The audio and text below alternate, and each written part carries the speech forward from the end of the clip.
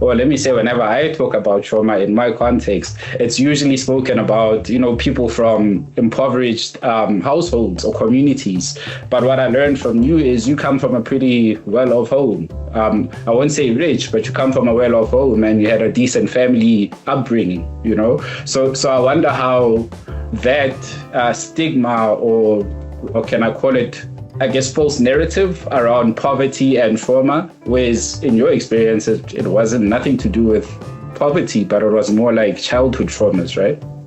Absolutely. Yeah. And I think that's one of the reasons that sort of led me to not seek help for a while, is I felt like, I grew up well off as a white male in the United States, the wealthiest country in the world. And so I think all that together sort of led me to think, who am I to have these problems? Sure.